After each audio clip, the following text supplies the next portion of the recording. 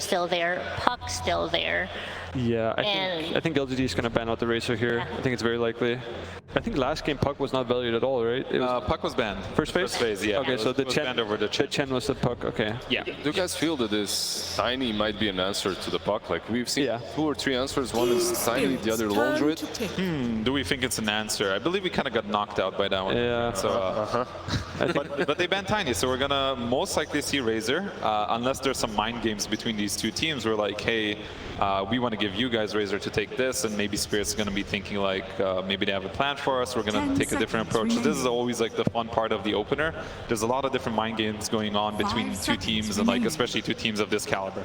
Dude, this looks like LGD wants Puck for Racer, right? They ban out the Tiny. They don't want to play against the Racer into Tiny when they get Puck. They're giving the Razor away. Henge Puck, maybe? They're fast on it. So they're ready for it. All right. Exactly what they want. We've seen this one before. Oh, actually a Void. Yeah. Something that's banned out against the Chinese region almost every single game. This is one of the lanes that they like to run against Racer. Is one of the lanes that I think they're confident in regardless. Like they will just pick this lane and they know it's going to be their safe lane, and then they move on with the draft, you know. So it's very good for them to have like already settled that. Like they know the Racer most likely will be bought and they already respond to it. So is Puck an option now, or do you go for some Razor securing lane like a Shaker or something similar? No, that is a good question. It depends how many heroes Mira has that he's comfortable with. So, you know, he plays Clockwork. I'm sure he can play Shaker. And like you said, they can go for something like a Puck because Razor is already their first pick and the enemy already responded to it. So they could pick something else and ban for it if they want. So this will be an interesting choice. I think Spirit is more likely to pick just a support here, like Mira's hero. I think that's kind of more along how they think. Yeah. Do you think that it's a problem to open up with 2 cores, or? No, I think it's one of the things that first pick has got going for it right now is that you build up a solid first 2. Like you pick your whatever hero you want first, like a Racer, like a core you think is strong, and then that second core is like really valuable because you can ban for it. But they end up going for the 4, so I guess they didn't feel like they had enough options for Mira. But yeah, I mean, I've seen him play a lot of different heroes with Racer. He's played Rubik with Racer, so I'm not sure why they decided to go for Marcy. Maybe they just value this combo very highly. Yeah, I think it's just how they draft in general. I think it's pretty rare for them to pick 2 cores, especially as first pick. But it is a good combo, right? Like Marcy Razor is very strong. You can dispose out of a Chrono for some reason. So that's kind of cool. Yeah. It sounds like a good mechanic to have on your side versus Faceless Void. But they also ban out the Puck, so they definitely don't want to be the ones picking it. They don't have first pick in the second stage as well. Yeah. What do you think about that, Prophet? Is that maybe one of those heroes that Psg Lgd could play on Fate Beyond? Oh, I think for sure, yeah. They like that hero with Void. I think damaging Chrono gives them some early building damage too. I think that would make a lot of sense for them to ban it. It's like one of the easy choices for them. I think it's, again, that's why second pick we say is usually easier to draft, is that LGDs, like they kind of got away from the hard part, right? Like opening something, and then their next pick is going to be slightly difficult, like, hey, most likely it's going to be either a flex hero that can go in multiple positions, or it's going to be some position 4. And after that, the draft just plays out itself. We're like, hey, what do you want to play against, you know, Ember Spirit or something? It's very simple. You have the last picks anyway, right? So yeah. And Team Spirit, they have to think about a lot of different things, like what are we gonna pick as our, you know, combination in the next phase, and they have to ban for it. So it becomes kind of complicated. This is the hardest part for first pick. And I think they did a great job in the last game. I thought their draft was really good for a first pick draft. So I want to see if they go that with some sort of similar approach where it's going to be a hero that can be flexible. If they're willing to maybe put this Razor in the mid lane, there's different ways that this could go. So some of the 4s that are still available for the side of LGD, if we're thinking that this is going to be a 5, and would be things like the Dazzle is still in the pool, Earthshaker. I do not see him banned just yet. Is that something that they'd be interested to be picking up here? I think Dazzle looks pretty good for Spirit. I think LGD, it would be very much them to just pick Earthshaker DP here in this phase. Yep. That would be like very straightforward. You know, they've played it before. They get the lane. I think Spirit, yeah, I think they'll pick a 5 and then they'll pick some. They could go for Marsh again. Honestly, I think Marsh had a good game, and I think they do play well around it. It's one of the better heroes for them to flex. Yeah, something like that. I think for LGD it's pretty straightforward. Some melee 4 for Sentry with stuns could be your Spirit, could be your Shaker. Either one of the Prophets, right? Yeah. Shaker. And he plays Tusk too. that's Earthshaker. And they ban out the Dazzle, which I think is probably a good idea, which is one of the stronger fights this patch, and it fits well with Spirit's heroes. Yeah, LGD's drafting is just very clean. They just cover all their bases. They have solid, bans as well, like carry matchups that the Yatoro likes against Void, and then the Dazzle as one of the supports that's harder to answer for. And then you go first stable Shaker, right? Shaker and good together. It's a really good combination. So this is the interesting point here for Does Spirit. it surprise you, like TA straight like this? I think TA is. It can be good against Faceless Void, right? Because it's sort of this tempo hero. You get this Deso, you play for Roshan. Very important to get Roshan against Faceless Void, right? You want to be able to tank a Chronosphere. If you don't get Rosh against Faceless Void, you're probably going to be in trouble the later it goes. 5 seconds That's remaining. interesting.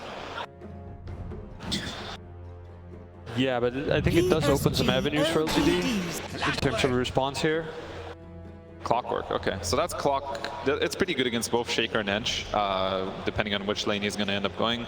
This TA, I think now LGD has a pretty simple, road again ahead of them. They just say like, hey, what do you want to pick against a Templar Assassin? Faith Beyond can probably still play as Death Prophet. I think it's pretty okay in Death Prophet game. Remaining. Yeah, DP is fine. I think they could go for Reno if they want to go a little bit harder. Reno, not sure if it's that successful this tournament, but it is good against TA. It had a couple of wins. Yeah, but in theory it makes sense here. So I think DP is like the stable choice for them. Makes the most sense. By the way, you mentioned Clockwork is pretty good versus Ench. Is it with the new battery assault against the creeps? Yeah, you can just kill the creep. You don't even have to kill the Ench. Ench probably doesn't even die with heal on, but you also have this ability to follow the Ench around, right? This Ench wants this freedom to kind of move around the map with the level 2 creep, attack at any sort of lane that she wants to, and Clock is one of the only heroes that can match her pace. Oh, they get the Storm. Storm. Interesting. How do we feel about this one? A spirit for the spirit. I think it's very good this game, but it also tells me that they have a lot of options for offlane, because Spirit's obviously going to ban DP here, and they will probably ban Veno too, that's my guess. And then I guess LGD feel like they have more options for offlane than for their mid lane. The last pick. Considering it's Fate Beyond, like this guy plays any offlane hero right now that's in the meta, he can do it. Yeah. So I mean, I heckin' love Storm Spirit, so looks great here. It is a good Storm game, right? They don't have a great way to catch him. Just like only the supports currently have any sort of stuns and disables. It's fine in mid lane against TA or Razor, if it were the case. So it's a good Storm game. Their lineup just looks very solid. And yeah, there's going to be some options for the last pick. We see DP getting banned out, so we'll see if they ban the DP, the Veno. There's probably going to be something else out there, maybe Enigma. So I do think LGD has options, and Storm doesn't really lose mid to many heroes. So we'll see if Team Spirit wants to kind of counter this Storm with something in the mid lane, which I think makes the most sense. Yeah, I feel like they need a Toronto hero, or the other option is Mars. Otherwise, I think they're going to have issues with teamfight. I don't think they can afford to put the TA or the Racer really mid. It's most likely Toronto TA, or not Toronto, Yatoro. Yeah, maybe some Dragonite. He's kind of been liking that hero. There's not a ton of damage on LGD. I could see something like Dragonite being okay. Yeah, solid. Psg they have very little time. They go with Void. Void Spirit. Okay. Sort of along the same line, where it's a hero that can also help them in the game, has some disables, has a way to get in, get out. And these guys pick fast. All right, that's great. They know what they want. So looking at both drafts here, where are we feeling as far as sides is? Is there a bit of a concern on the draft of Spirit still, or are they going to be able to take this game too? I have to say Psg Lgd fill me with confidence, if nothing else, because of the pace in which they pick. Like every single pick. That's a good point. That's a good point. They know what their responses are. I definitely got to go with LGD on this one. I think they just got a very stable draft. And like you said, they show confidence in how they're drafting too. So I'm feeling good about them. You're just gonna nod and just... Yeah, I think they have the same thing as game one. I think they did well to just secure their draft is solid. They have good responses to what Spirit showed. And I think they're gonna be very confident that if it goes late, they have Void, they have Storm. So I think they did the same thing as the first game. I think Dawnbreaker, same as Timber saw, a hero that can alleviate pressure. So yeah, it made a lot of sense. All right, well, there you hear it. The panel is going 2-0 for LGD. Let's see if that is actually going to be the case with our casters, Lyrical, Trent, and Gunner. Thank you so much, Nikki. One game, it's just a little bit of an appetizer. Game 2, that's where you get into the meat and potatoes. And we got a heck of a cool draft coming out here. Dawnbreaker in the last phase. Who would have thunk it? How has this happened? I think the Void was really cool in the first phase as a Razor response. I think they kind of walked into this knowing the Razor would be picked. Spirit very values the hero. Collapse has been owning, you know, his Midas Rush, as we've seen before. Maybe we'll see it again. But it looks like a lot of comfort for Spirit. They have been picking Marcy a lot, Razor a lot, Void Spirit a lot, even TA. So it kind of looks like they're playing what they want. You know, they're gonna go out of this game, whether win or lose, confident in their draft, feeling good. And I don't know, I think it looks good for Spirit. If there's one thing we've seen throughout, I'd say this DPC and some of the majors, is these players who are on the heroes they're very comfortable with can sometimes make these big plays or get this itemization that maybe you're not quite expecting. And there's comfort on the side of Team Spirit right now. Like the set winner, right? Yeah. Exactly. Just make it work, right? Make it happen. That's what you love to see. And I don't normally love to see Void Spirit, but when he plays at Toronto Tokyo, that man does pop off more than a little bit as we get ready. And the crowd pretty excited for this game. Get ready here to hop on into it. Team Spirit facing off against LGD, not wanting to drop down into that lower bracket, hoping to push it to a game number 3. And as Crit said, he heckin' loves Storm Spirit. Dialdo, is this going to be a good Storm game? Keeps winning a lot of games here at the major, I'll tell you that much. He also has a nice lane matchup versus Void. It's generally a pretty easy one for Storm. The Void is good versus physical damage with his block, but the Storm is all magic. So he's going to be able to kind of zone him out of the lane, but I wouldn't see it being a too one-sided matchup. Oh my goodness, 82%. That's with 88 on Dire. I mean, Dire's good, but apparently Storm is even better. Holy moly.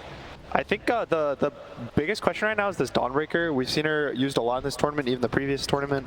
To great success. They kind of always stop these lanes. He is a Shaker, and one of the big things Shaker does as a support is he blocks the lane backwards. And he kind of pulls it close to your tower, so you have a lot more lane pressure, you have a lot more kill threat. And with Dawn's one of the best heroes to get these lane pressures in these kill threat lanes. Yeah, she absolutely uses that space that you get from the Fishers with that long jump that you have with the hammer into a Starbreaker. And, you know, maybe you're worried in some lanes where there's going to be a stun that can stop that, but Fisher might even be able to block that out too. So some concerns, but Maposhka's going to have the Clockwork, one of the more stalwart position 5s at the moment. So we'll do his best to try and give Yadro a good lane and try and contest this top rune, but force back. Yeah, and on the other side also not wanting to go up there and run into the Dawnbreaker. It's going to be 2 apiece. They just give it up on the TA. You can see why here. Hoppin, sproinking his way back down that bottom lane. He's going to be very disappointed, though. He's going to come by 1 camp and see an Observer ward, another camp, a Sentry ward. Small camp also blocked by Sentry, and I'm sure Amir is going to do his best to body block as well there. So tons of... the entire jungle. Yeah, there's a lot of emphasis put on the fact that they really don't want to give this engine a good start. You see he started with a Sentry, so you might just insta deward the small camp, because this kind of happens every game. Yeah, you're going to see he dewards it instantly. And unfortunately, Collapse does not have the Midas Q as of now. He has treads with his gloves of his. We'll get there, you know. So we'll see. Last time he died, I think, twice or 3 times, and then he had the Midas, so, you know, maybe this lane needs to go good for him. Trying to pull this one back for the moment. Y pushes Mira away, but we'll be able to get that pull through. And as we turn our sights towards the mid lane, this will be another interesting one to watch. If Toronto Tokyo is able to get out of this that well. Doesn't quite connect there on the Remnant, but does at least secure that range creep. Something nice that happened in the top lane was Maposhka did this. Oh, wait a minute now. Yadro, this isn't supposed to happen. Can't go up to the north, and Maposhka trying to interrupt. TP's out. Oh, ZQ, dude, if he found him there, a couple punches, that would have been rough. Why? Chased as a lot of action across both of the lanes, and that is just going to be first blood. Collapse. Getting off to a better start than we saw from him before. Yeah, it's a really strong lane. Razor Maposhka, it turned. Both 5s dying. These lanes are a lot faster than the last game. Both teams have a lot more aggressive heroes. They have Marcy Razor on one side, and they have Marcy Razor on one side, and then Earthshaker Dawn. So a lot of kill threat, a lot of stuns. The supports are probably the ones who are going to die to these heroes because both of the cores are kind of they have these defensive spells, and Refraction and the time jump or time walk. Right. I do love the play here from Mira as well. Now body blocking the small camp, knowing it's been dewarded, and then committing the Sentry to the hard camp, whereas typically you have to get the body up there. So why just sad times as an Ench. Yeah, he's not going to be able to do all that much. Takes that enchant, maybe it eventually takes over a lane creep or something, because there is nothing anywhere nearby for him to go and take over. What's really frightening though is that you know, game 1 they gave up the Chen, and now game 2 they're giving up the Razor. And watching the last couple series from Team Spirit, the Razor's one of the last heroes I'd really want to be giving up. I feel like Collapse has been very dominant on the hero, and so let's say the LGD do win this game, and if they do meet later in this tournament, I feel like they've already shown they have such great options versus some of the best openers Team Spirit have had. Does a little time dilation and a chase down. And yeah, it is something to consider, is like the implications for this. You would imagine that both of these teams, even if they drop down, would anticipate that they might fight the other one in the grand finals eventually. Obviously, Aster and OG gonna have something to say about that, but very strong as the Fissure block off into taking the bounty room. But XinQ is gonna take a lot of damage here from Aposhka, as we'll have to walk back to lane slowly but steadily. Something they've done though is they're only letting one through at a time. They banned the Chen in this game, they banned the Razor in the last game, so they don't want to give up both. They respect them as a combo, but individually they think they can deal with them. On Breaker sitting top of the CS right now, but Yadro not having a terrible time. You compare that to the Void, Faceless Void that is, and he's only got 11 last hits so far against this dual offlane combo. They picked the Faceless Void to deal with the Razor because the idea is that you jump out of link range and you break the link so you don't lose as much damage. But in these types of lanes, especially because of how long the cooldown on this is, if you get pressured early, it's hard to actually still come back versus Razor. He's a really strong laner, and it's just difficult to beat him in the lane. Nice little deny there for Ame. Some sort of recompense for the frustration he's been put through. Picks up the boots after. And you can see XinQ making the rotation over. That means no water rune for Toronto Tokyo, as does not have his supports rotating to help him. Something interesting is as XinQ does have to assimilate. Toronto Tokyo not even feeling like he has to pop it, actually. is all the storms. He's kind of popped up in the last couple days of the tournament, especially I think group stage, the last day of group stage, he was very popular. But I think I've seen a different build every single game from the storms. Some go Soul Ring, some go Tread, some go Brown Boots, even Witchblade, Kaya Sanj, Lincoln's Rush I think I saw in one of the games. And it's really interesting to see that every player has a take, because now the old build with 6 null talismans is that's not good. How unfortunate. So now that everyone sees their brains and think of real items to buy, it's cool to see all the different variations on the build. Dawnbreaker can still play a little bit just whatever the heck you want to, because this hero still seems so strong when you can get off to a good start, and so far has been doing just that. Mira, as finally Y has found a creep, is going to try and put some damage back onto him. In the meantime, Collapse gets a nice link off, and with the chase down onto Y, will it be enough for a kill? The heal keeps him alive, just barely there. The Mud Golem's going to time out. Yeah, the Mud Golem is going to time out. Poshka tries to get away from the top side of the map, and it looks like he will, but they can't quite, on the bottom side of the map, get the Hurl Boulders finish onto the Marcy. That was so close. The Storm's walking up base. I wouldn't be surprised if he probably TP's bot to kill this Razor. It'll eliminate a lot of pressure from his Void, and the Earthshaker's going to already walk to mid and take the lane. Yeah. So we're going to see a rotation. There's an enchant there as well, ready for this. So yeah, here it comes. Collapse. Not sensing danger, and they're going to chase him down. Gets the link off, but it won't matter. Nothing to say. Makes the big move down bottom. Some kind of mid player there, Gunner. The biggest worry right now is Nothing to Say has a camp here, so he feels like confident to stay. He's not wasting his time. And if Collapse is too greedy and he teleports back, he can die again. XinQ with Toronto Tokyo moving in. Yeah, I guess it's not free in that mid lane, huh? No. That's only for mid players, I guess. They're the ones that can't die here, it seems. You give the supports the lane for the XP. They have to take 50% XP. Some creeps get denied here and there. The gold's for the mid. Right. We're still the cores. That's fair. You also give up your life, but that's okay. Nobody minds. Just the support. We'll see Nothing to Say go back for the Soul Ring. The Faceless Void finished his treads, so he's actually going to be a lot stronger in the lane, a lot more pressure. He's maxing his Time Walk. Void is also one of the heroes that I think has a lot of different skill builds. You'll see some people max their bash first. Some people will put stats into time dilation. Some will max it. So it's a lot of these heroes, once you start playing them more and more, you start to see a lot more variation. Solar Guardian into bottom lane, Collapse there, and does not have a way out. So Faith Beyond showing off the first instance of that ulti, and a little bit of help from the Ensnare creep set that up. I love how it's like a layered assault onto this Razor, right? You have the TV from the Storm, and then hit 6 on the Dawnbreaker, come down here and get the kill. Now even potentially on the Mira as well as it gets low, but... He bounces onto a creep, and comes in for the finish. This hero is strong. Yeah, And then let's just say, you know, you come back to this lane, that Chrono's going to appear soon too. Yeah, the way a lot of teams want to deal with these ranged offlaners is they want to sit in the lane and they just kind of exist and they deny creeps and they hit you. But they're bad versus bringing heroes to their lane. They don't really have stuns, they don't have defensive. The Vipers, the Razors, the Death Prophets, when you bring the heroes to their lane, they die. XinQ up on the top. You're going to find a nice little avenue in towards him. Makes a path, and then Yadro finishes him off. So they do get another return, but it's not onto one of those cores as they've already left on the Dawnbreaker. This is a really hard lane for Earthshaker to get XP or gold in the side lanes. Both of the, either the Void or the TAT has traps set up.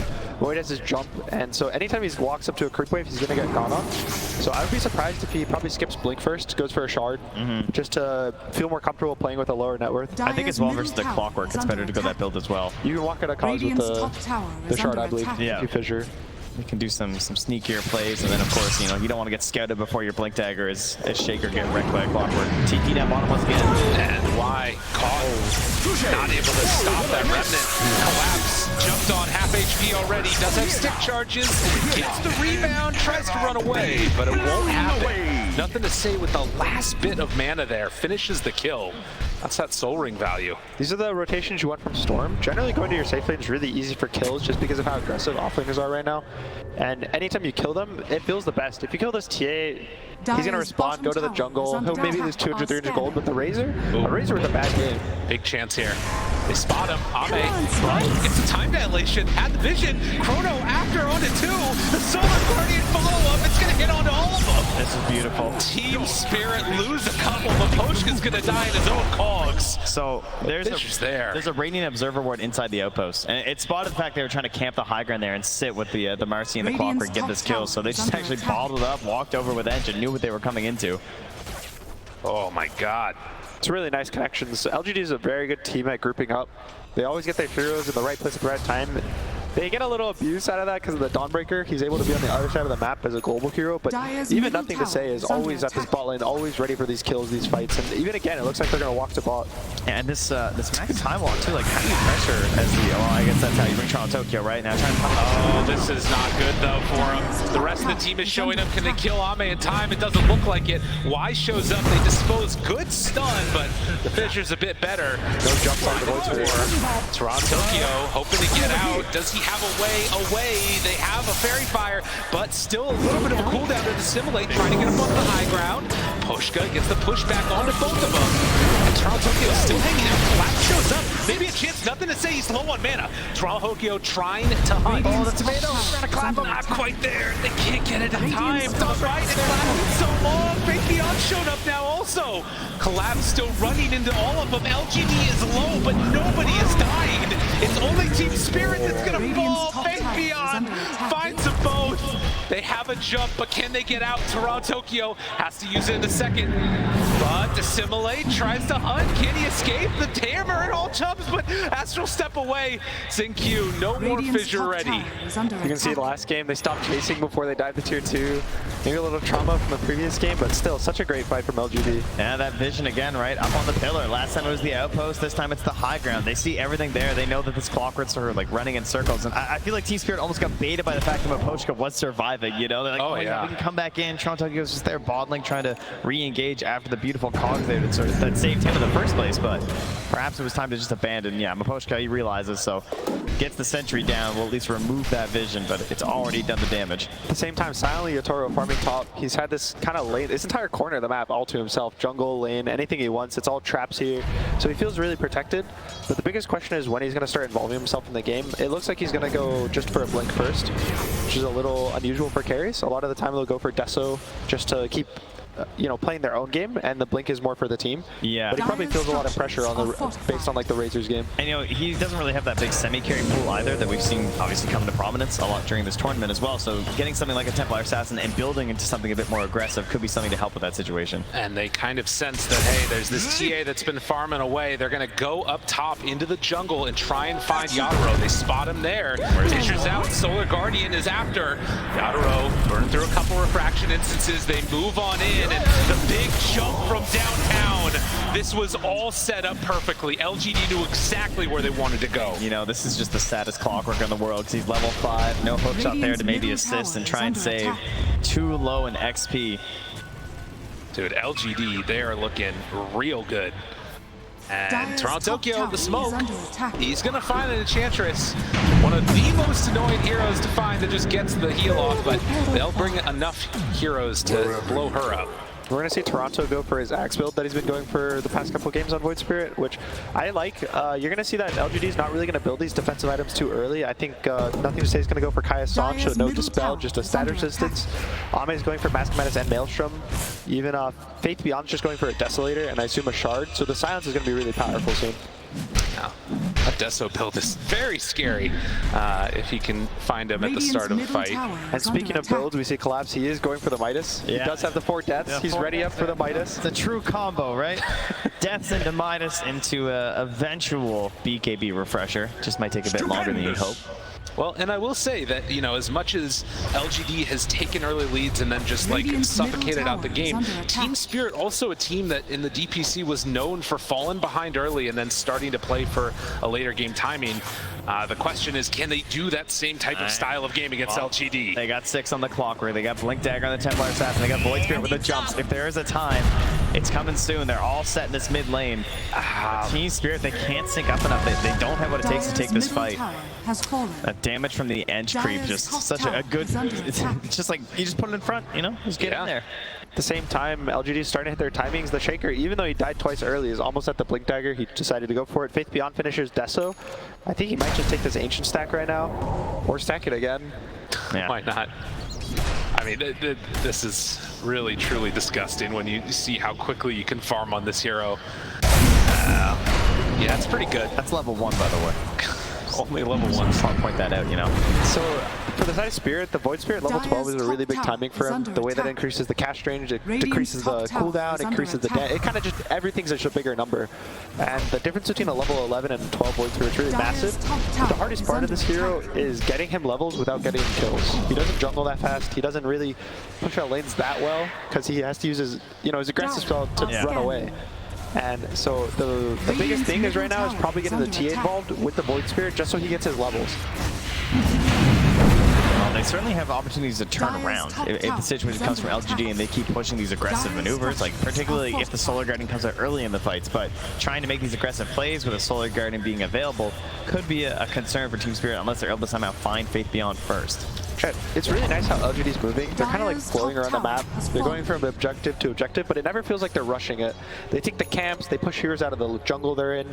So Spirit's always kind of like moving away, and at the same time, LGD's able to just take every tower. They take a mid, they're going to take top, they're going to take this big jungle now, even though they kill. Oh, that was pretty good from Pgl. Granted, a free one, nothing to say, interrupted. Can he get out of there? Has the mark damage on the second jump, nothing to say, trying to get out.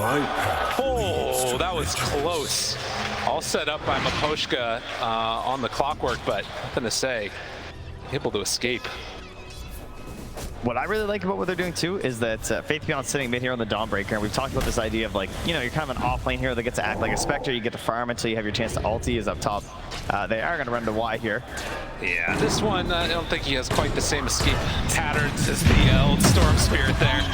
But he's up there dying. That's okay because you sort of get to build off of the innate survivability of a Faceless Void by allowing him to also farm in a slightly riskier position because you have the Solar Guardian. You have so many opportunities to get out of the fights and delay and extend that they still have to be worried about a potential gank on the bottom lane. They can't even gank the Storm Spirit up top, and they don't want to jump the Dawn mid. That's the second pushback on the cogs that nothing to say is had. A little unfortunate for him then, but will still manage. Ooh, okay. Thought he could get out, but... You also see the tips come out from Collapse and Ame, because I think both of them realized they've just sat here the whole game. Look at their heat maps. Ame's here. I think Collapse may have had to walk to the lane once, so his will be a little different. But they're both just kind of sitting here. Ame pushes the lane, hits the jungle, Collapse collects the lane. Collapse has a Midas, though, so he kind of makes up for these jungle camps he's not getting. Right. The BKB is coming soon. His game isn't as bad as I would think it would be when he's 1-4. So a nice recovery, but again, it's kind of allowing LGD to hold the whole map. And Spirit's just kind of forced under their towers. They're playing backwards. They're constantly the ones having to run away. And when you're the ones running away, sometimes you feel pressure to like make a call, make a fight, because especially for supports, they feel bad when nothing's happening on the map. Yeah, because you're not doing anything. Sometimes your hero can't grow at all in these situations. Whenever you're a core, your farming creeps, you feel happy. You hear the sound of gold. You hear your last hit number goes up, your gold goes up, but a support. For all our arguments starting games, is this what's happening right now? I'm starting to like understand it. We just need to bridge that gap, you know? We need to make it a team. There it is. We need to play as one. Oh my god. Wow, it took a long time playing to realize this. It's all good. And so now LGD take this bot tier 1. This is a really big tower. Even though it's really difficult, it allows access to the enemy tri-camp. So now Ame is going to take these Ancients. He's going to maybe block the camp or just keep farming here. And the gold. This is when the golding starts going up. When you take this bottom tower and you're able to actually play on the map, people sit under towers way more than the enemy team. They're not able to hit their own jungle, and you kind of end up only getting like a third of the map for your team. Because before this point, they were using the tier 1 to just sort of sit and farm everywhere for LGD and like relying on the Storm Spirit TP. Even just like Earthshaker, of course, can cover such a good distance from these tier 1s. But now, you know, they are getting out there. They're going to limit the farming Spirit, but it's also the riskier part of the map to play. This is the big thing, though. They just got the Aghanim Scepter completed. Ame, does he realize it? He walks in the silence. Round 1, round 2, Solar Guardian. It's not going to be quick enough. They find the finish, and Faith Beyond now chased. Mira does have disposed, but the shard, it's pretty good. They pull him back in, but the Echo! Oh, the blink! It was good from CQ, but wasn't good enough. Yadro up on the high ground, has a couple more punches. There's a mix-up, they'll collapse. Able to survive, but nothing to say. Takes him down after. He had something to say about that miss, you know? Oh, true. He's coming back into the haste room. They chase in. Just to cut the wave. Yeah, nothing to say, can't do anything else there. They clean up why. It was a good echo, but it was a better timing, and that was what Team Spirit were waiting for. Well, they crossed the river, you know? Things get a little bit more dangerous on that dire side of the map. They were doing, they were making a move with LGD heroes. They were walking to this big camp, the big jungle top, and you can see 4 heroes are all in this top rune area. They leave Ame bot. I think he was really confident. They had no way to kill him. The Marcy doesn't really go on him. The clock only stun him for a second or so. But this Void Spirit Eggs, I don't think they were expecting it. No, they definitely were not ready for this point. I mean, maybe they knew that it could be an opportunity for them to go for it since he has shown it before, but you know, you're relying on this Solar Guardian to help you with the time blocks and get you to the extra survivability. So exactly what Team Spirit needed in this game. You know, similar. Oh, there we go again. Collapse. This guy a little happy about it, but yeah, nothing to say. In some trouble now. They bring him down. Xingqiu dead. Did they still not know about it? You know, the excuses starting to come up a little bit empty on it. Team Spirit. That so reminds me of the Boom game, where like they started making these plays again before the Solar Guardian was back up. You know, this is the scary thing where LGD, you can see nothing to say. He has an Aghanim's cube. Faith Beyond is working on the BKB and Ame, but both of them are so far, and they kind of relied on their spells to be able to cast their spells. You know, Faith Beyond does have the BKB during Starbreaker with Shard. Ame has his jump. I'm not sure if it's going to be good enough. Y is found, and Mira comes in to bring him down, and that is enough for the Blinkle. Miposhka up on the high ground, and it's looking like it's Roche time. They head on in, kill off the creep. Team Spirit in a decent position. Faith Beyond wanting to tempt Fate, and yeah, they're actually not going to go for it. They used both jumps on a Faith's Void Illusion that he got, so he lost a lot of mana, no cooldowns, and it looks really scary for them. But this has been really nice for Spirit, the way that they get their item timing and they instantly make this move. You see them spoken to the tri-camp, they know that LGD is trying to get every little inch out of the map, but these like 5 kills in a row, it's looking really bad now. And delaying that time of the LGD, they can't get this Aegis potentially for a Storm Spirit even. You know, you got Dawnbreaker and the Ench, you could probably get in there if you had got a couple more kills in that top area of the map. So delay that Aegis, give the time for the BKB for Collapse to come out on this Razor as he's just finishing it now, and he suddenly has a game out of this offlane. Yeah, BKBs are both finished on the Spirit Core, the Razor and the TA, and LGD are still about 2,000 gold away total from both of their cores. So it's a little scary right now in terms of taking this fight. So I think LGD is probably going to take the tri-camp and even go Roche. They got to be careful though, because Team Spirit, they're wrapping around right now. The smoke up with 5, and it looks like with that tower down, they're going to head right into that area. Faith Beyond the one that's going to be first contact. We'll see if they can connect. Need to drop a ward up on the high ground. Miposhka doesn't break smoke. He just heads out of vision there. There is 4-step on Y as well. They see him. Faith Beyond heading through. Xingqiu also available. They find the backline. Shaker's gone. Faith Beyond in trouble. Xingqiu, he's got to run. Can the rest of Team Spirit group up with him? He might be a little bit too separated from the rest of his team. Collapse trying to play intercept, and it looks like they'll be able to get to this post to get Miposhka out of trouble. It's not the worst. Faithfield does have buyback as well, so if Team LGD decide to take the fight on this Roshan, they're going to be able to B5 heroes instantly. Maybe a Chrono follow-up, but it's so scary for these heroes to walk up into this Void Spirit. There's also some concerns, I'd say, this draft with the Chronosphere in general, right? Like, you know, we talked a little bit about during the draft, but the actual damage going to the Chrono is not really spectacular in this match. They have follow-up and control after, so it can be a setup for other plays like, you know, Starbreakers as well as just like Echo Slams and everything in general, but overall, there's no like fear factor, I feel like, when you get Chronoed. And you can see this too. The Storm decides after queuing up that Aghanim's even buying a component that he's going back for BKB now. So nothing to say, realizing I can't go for that rushed item. Need an answer for Toronto Tokyo, because these are going to be the moments that decide the game. I think it shows a lot of experience when you kind of know that you really need a BKB, especially, and you have part of another item and you just have to go back and change it up. You just made a mistake in the end. You know, you anticipated something that never came. And it's a lot better, you know, to make the BKB 1,000 gold killer rather than waiting an entire 4,000 gold for the eggs and never being able to fight. That's the old sunk cost there I think you're talking about. Is they head on into the pit. Team Spirit, Roche down to about a quarter HP, and LGD not in a position nor in a position to really be able to fight. But they claim it, pick it up for Yadaro, and Team Spirit trying to push this to game 3 here as they're going to head in towards the mid lane. This game's still really close. I think LGD, even Void is actually, some people say it's very bad versus Aegis or good, like Wraith King, right? But if you're able to kill the TA once and you Chrono on top of her and she doesn't get her BKB up, you're able to just kill her a second time instantly.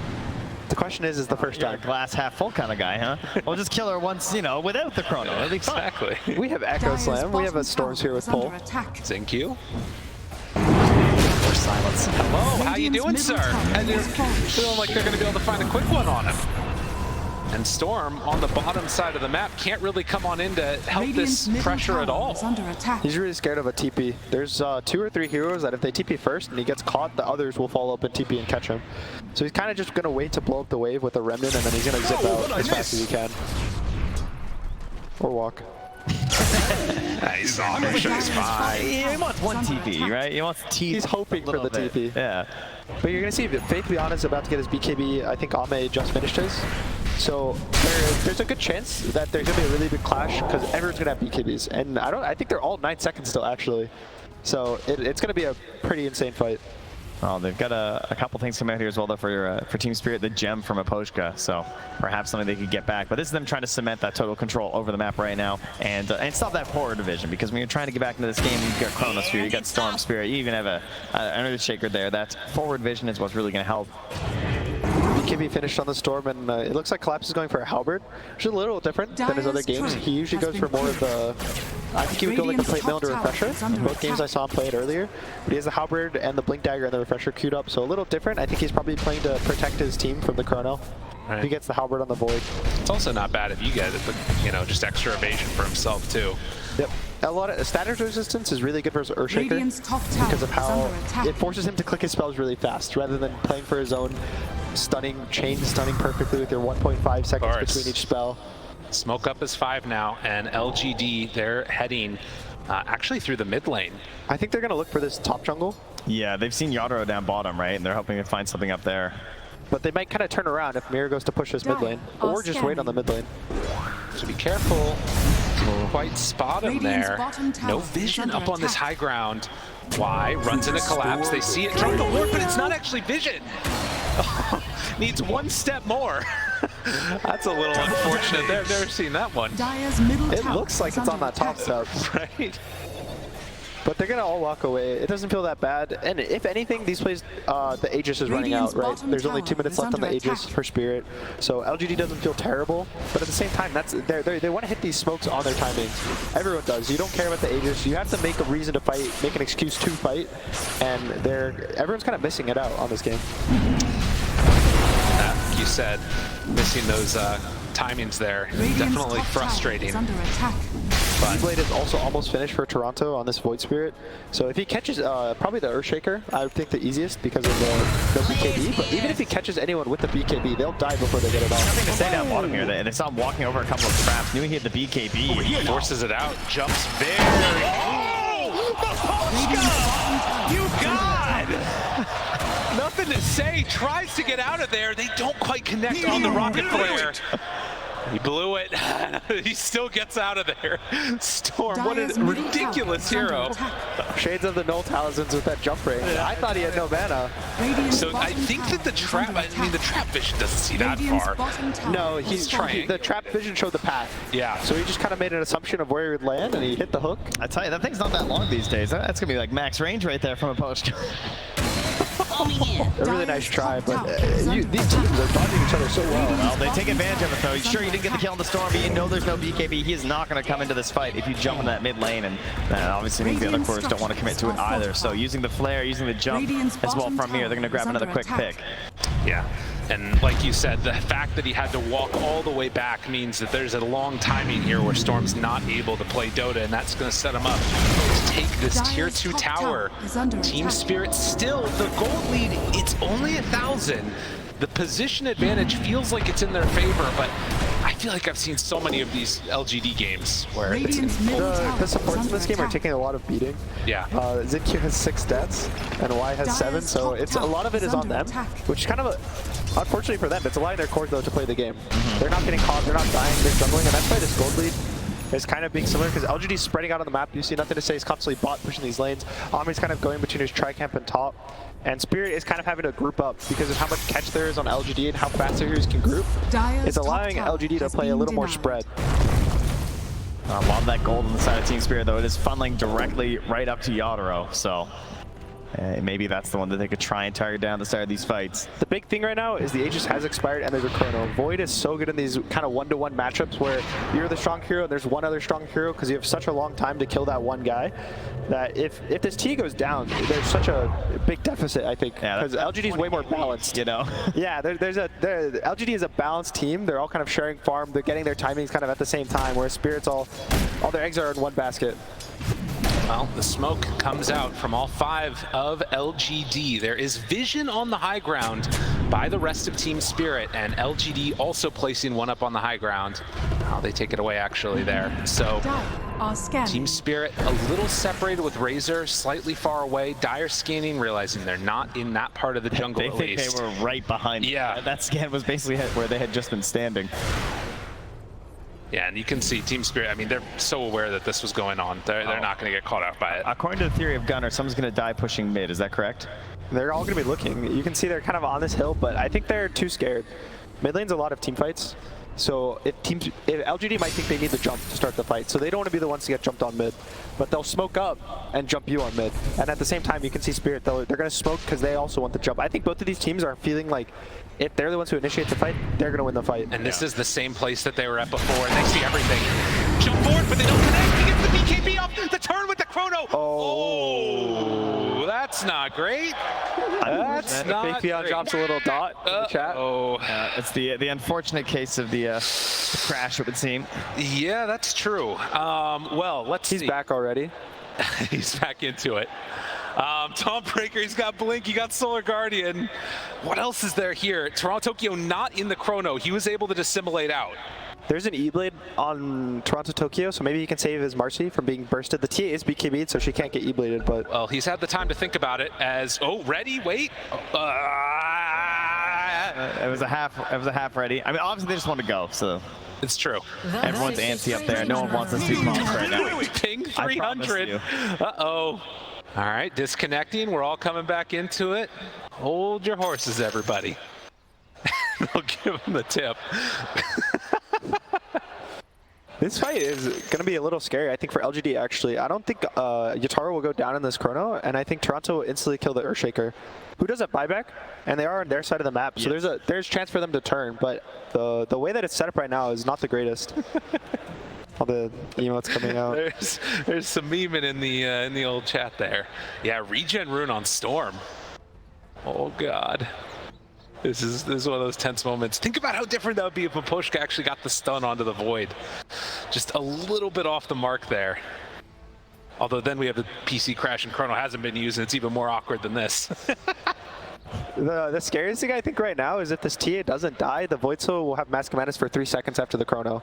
So if they're not able to control the TA, he can just, the Void only has 7 armor. 1 meld and he's going to be in the negatives. Yeah, and then more pulses as well there. Trying to go E-Blade still has a pulse left there as well for the control right after too. Was that the BKB used as well on the TA, if I'm not mistaken? The TA is BKB right now, yeah. Okay.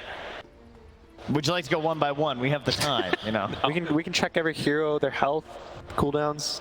All right. I will say one of the things is that it's very different in this situation versus when the pause happens immediately. Does that change anything for how this fight is going to play out the rest of it here? Does one team just say all right, we can't do it, we're out? I think both teams are kind of committed, and they're trying to figure out the strategy. I think ZinQ right now is probably talking about his buyback. He's assuming he's going to die to the Void, and he's saying, I buyback, I'll TP, I'll still have Echo. Yep. He's probably going to TP to the tier 2 mid.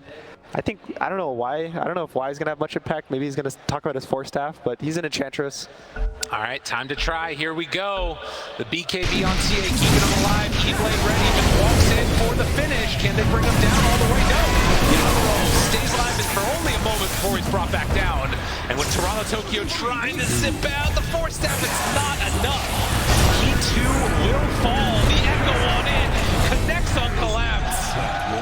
It wasn't just the computer that we're having some trouble there. Team Spirit as a whole just got ran over.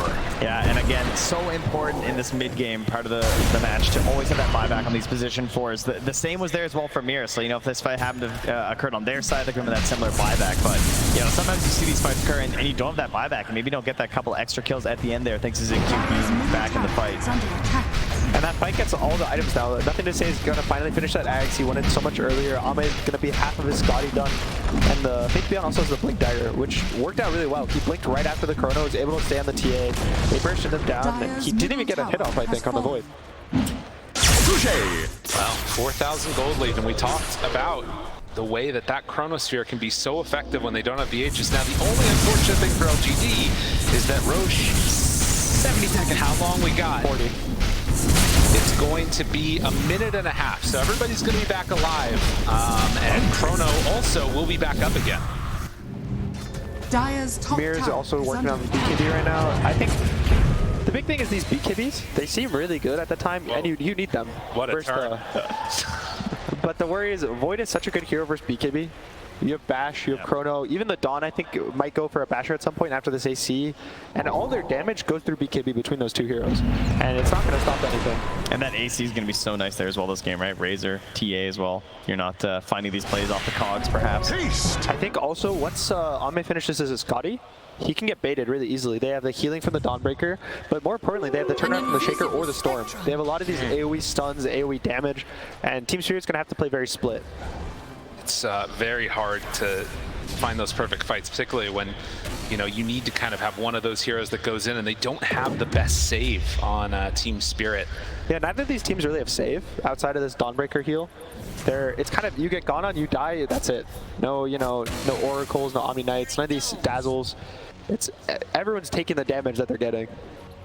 So, still set up in their own jungle, Team Spirit. The only hero nearby that's sort of spottable is going to be Y. And Roche respawn in just a couple seconds. You can see though, missing that gem. That ward being there, spotting everything Team Spirit are up to right now, and they're coming in. I do see that the Roche is up.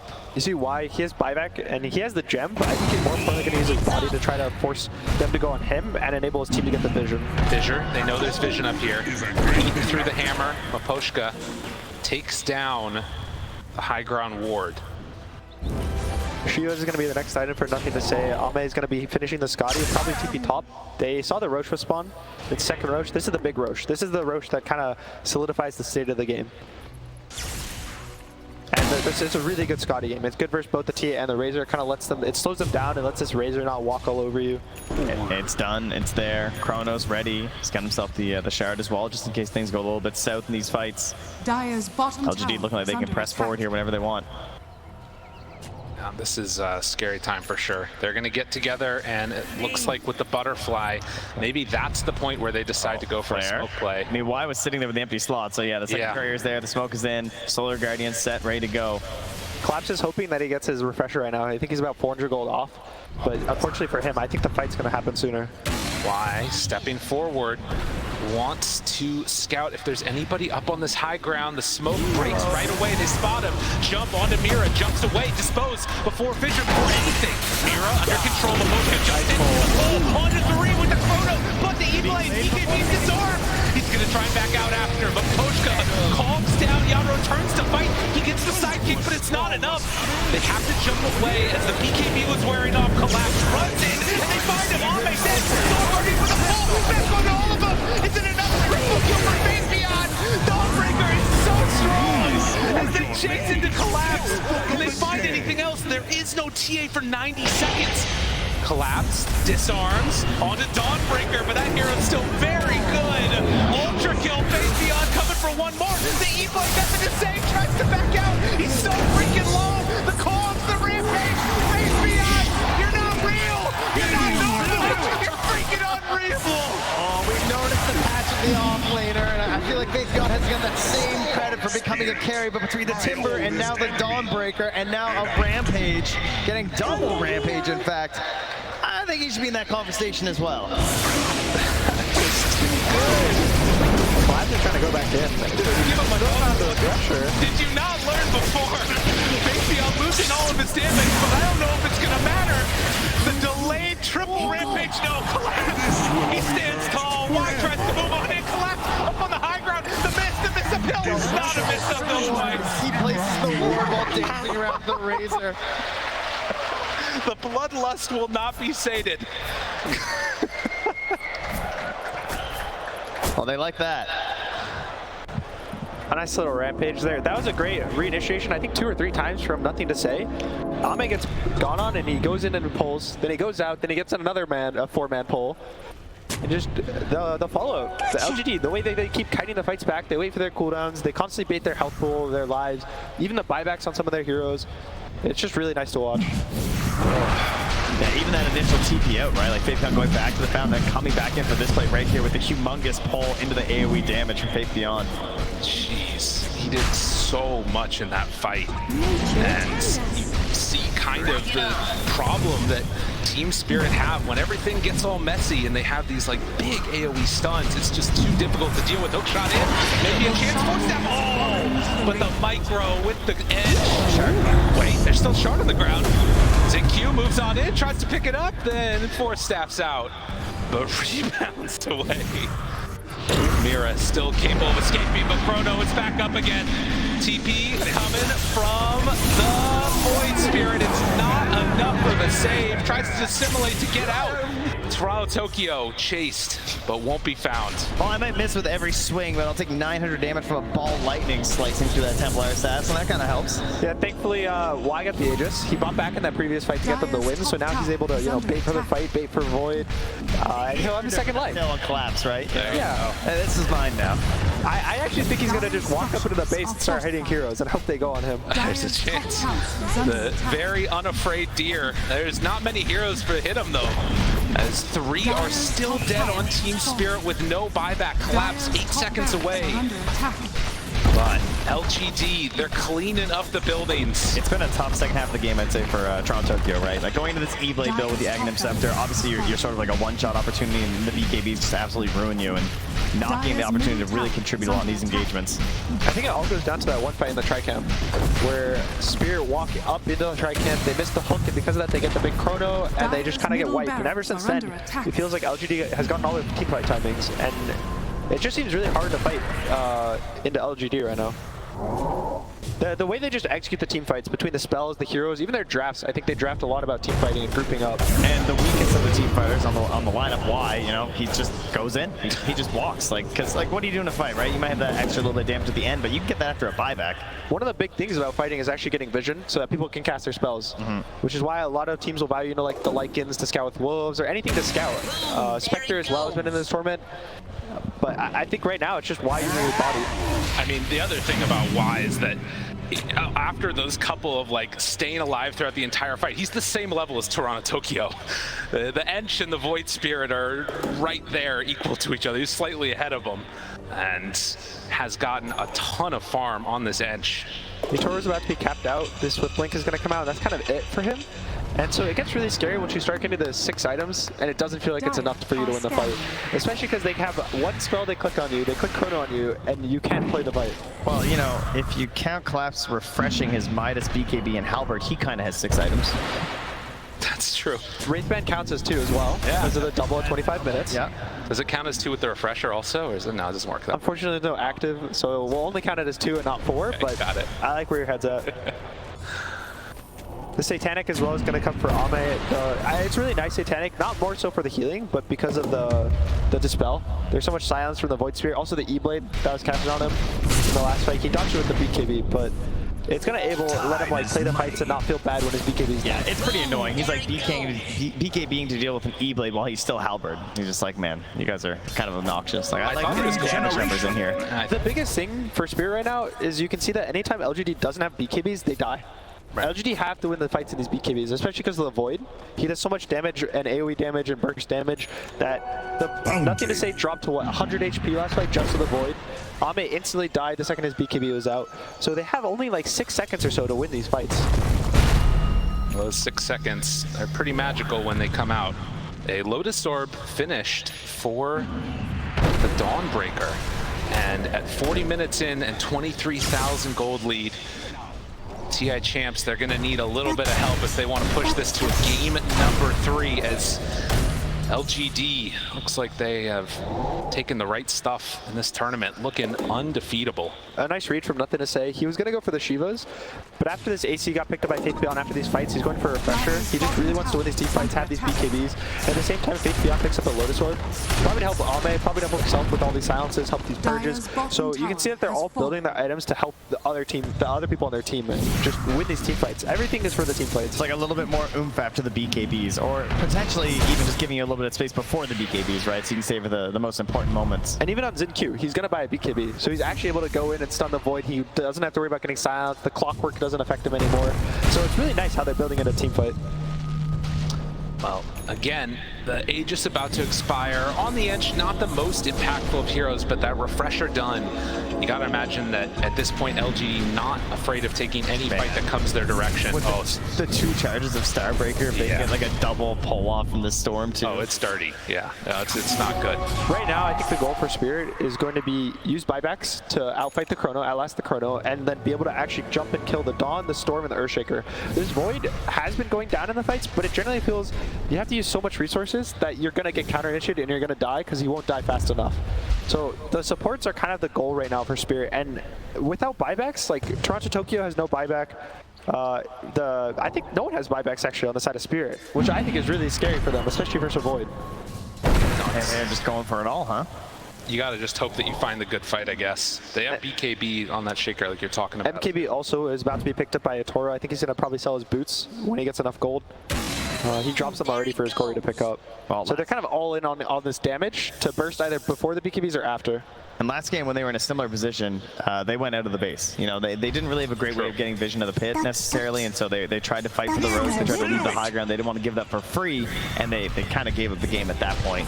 So Team Spirit, this time, you know, do you want to try and fight in the base, or do you want to try and actually move back out there again? I feel like moving out at least has some opportunity to perhaps pop a bad BKB. Actually sold his boots there, Yadaro, because he needs that extra bit of gold to actually finish off the MKB. 500 gold away. Satanic is finished for the Void, so they're kind of hitting all their timings. The refresher on Storm, he still has 3,000 gold after buying this refresher. Faith Beyond's kind of going for the Strength Blink, which is kind of, you know, the 6th item. Every time people get the Strength Blink, you know that they're gonna lose too much gold for their roll. That's fair. It's an illegal item, yeah. Well, they are getting close to that courier over there. Make sure it doesn't get dropped down. Toro goes micro it. Yeah, you can micro out of the map so that it's kind of invisible and you can't see it. So he's gonna just, you know, put it on the side. I think he'll probably send it to the Radiant Secret shop because he knows they're not playing there right now. No, he already got it. Oh, he got it. Nice. So MKB done, and that is the kind of timing right now. Team Spirit, smoke. They're going to push out the wave one time with Collapse. That's so scary. Dire are scanning. They see the hammer mid. That might give the idea that they can go for something here. I think what this play does is it gets you down here and try and lay down some traps, right? But the only problem is if you put it in an Ob Sentry combo, that can give you away, so it's a bit of a catch-22 in that situation. So right now, Razor's the only hero on Dire with buyback. So they're probably going to try to make him walk in front, get spells casted on him. The Pgl is just, he has to be in front though, because he's their initiator. And then Arcane Rune for Storm. Yeah, that's a thing. Wow, everyone's been playing a lot of pubs, huh? You guys? They know what's dangerous. At least it's not a puck. That's true. I mean, when you're playing against it, though, Storm feels just as oppressive. They're going to be locked in their base, and they have to hope that LGD goes too far. Maybe they only have the one chrono, they don't get the refresher shard from Roche, and they're able to use their buybacks. But again, like they don't really have buybacks. Everyone's buying out their items. It's only Razor, and Razor buying back is generally not too happy. You want both of your ults running. You want your full BKBs, like the double BKBs with the refresher. Yeah, and essentially a transformation hero, you know? His ult, you know, you have a 50% uptime, but when you die right after popping it. Any other 25s that are coming up soon? We've got a few of them online. Definitely not Clockwork. Definitely not Maposhkas. That is for sure. Why is about to get it? I think he actually might take the heal. Okay. But he's going ag, so he's going to take the damage because he wants to pay. We're going to get the Sproink? We are going to get Sproink. Do you think? I don't think we're going to make it. There's a chance. I mean, they're waiting for Roche. That much is very clear. Keeping the creep in the pit. LGD still playing safe, even though they're up almost 30,000 gold. They're still playing as 5. They're still pushing these lanes very safely because the game is not over. All these games, you lose one fight, you lose. This third Roche is the biggest throw you can do in the game. It's so much gold if it's an Ags. Even a refresher can help these team fights. If they get like a refresher on the Void or a refresher on the Razor for a third set of all his spells, that's how you do lose a game. It's like a 10k swing just for getting the third Roche. I mean, LGD have been there. They've come back in games where they're down 20k. So I think for the side of LGD, they're probably all going to look to take buyback, get their buybacks ready for this Roche fight, and be willing to spend 5 buybacks. And the side of Spirit, they're kind of just keep buying out their items because they need these next set of items. They're so far behind. They're kind of hoping for this perfect fight to show up for them. Step out a little bit more. Player's going to see the Roche spawn, so they're going to know now on the side of Spirit. It's a refresher shard on this Roche, so no eggs. They're starting to take it. And it looks like Spirit will spot this out, but they need to get here quickly. Clockwork's trying to give a bad angle so that it's not incredibly obvious where they are, I guess, but... Pgl coming on in. Collapse. The fissure is there. The jump forward. They find him right away. BKB out one time. Hook jumps forward on to that Enchantress, but is it going to be enough? Collapse is stuck over here. They pull him all in. Tries to bring him down. They kill him. Pgl now finding Collapse, destroying him. Did not stand a chance. Toronto Tokyo TPs out as he knows this fight cannot work for them. Yeah, it was actually a miss shot on the Void. He jumped out of the way, and that's how he went up and built that engagement on the Enchantress. So look at that, like one good opportunity to start things. Unable to grab there from Pgl, even with the Aghanims. And you can see Toronto went for a Blink Dagger, which is a little strange on the Void, but he feels like he needs to jump these backline supports or just jump and be able to remnant them before their BKBs. There's a lot of pressure on him in this game to just actually make the moves and make them pop their BKBs because no one else forces BKBs, but he also can't do anything until the BKBs are down. Yeah, and they're still holding on to 2 of them right now. The buyback and Void. They're ready to go. They have that BKB on TA also ready. But you need some follow-up there. Clockwork about to respawn, wants to maybe go twice if they need it. What can you do against this double chrono, though? That's so terrifying with a Shaker hiding it behind as well. They need everything off a single BKB of Yadoro. And they're just going to give it up, it looks like. I mean, is this going to be it all? It looks like it. Team Spirit, they're going to take their chances against Mega Creeps, try and wait for that perfect fight, but LGD, I don't even know if they're going to wait for Collapse to respawn. They just might keep going here. Fly wants it. He took the heal talent. Yeah, the shard as well, you know, there's heals all over the place. Forever. So much regen for Y, and the death by 1,000 cuts coming through. Force staff to the other side, tier 4 towers, hook shot in, has another control, but doesn't quite get it all forward. Chrono is ready, they are in some trouble, the Pgl caught, force staff through, tries to get away. A whole lot of zipping and zapping, but not a whole lot of responses to that one. Y, they pull him in again, LGD still looking so strong. They walk forward, find the pullback, Collapse, trying to drain the mana of Faith Beyond, still pump faking the Chrono, taunting in their face. FaZe is just not at all worried. They're disarmed, but not doing any damage. Turns now onto Ame, nothing to say. Brought down fairly low, and they do kill off Collapse. Is this a Yadro. no challenge, or what are we doing here? They don't need it, apparently. They keep it around. They're keeping it alive. Focus back and forth. They jump on in. There's going to be the Solar Guardian for the finish. No buyback onto Toronto, Tokyo. And they chase on in. Chrono finally going to be dropped. They don't have any answers. They have nothing. Team Spirit looking to fall here. They switch on in Refresher. Maybe a chance. Collapse. Oh, it's the echo. Collapse is going to fall. Chrono round 2. The TA nowhere to go. Triple kill for Ame. And GG is going to be LGD. They're in another grand final. Unfortunately for Ame, only getting an ultra kill there. So Faith Beyond, the only one to rock a rampage in this one. Double rampage though, so it kind of makes up for it. Unreal.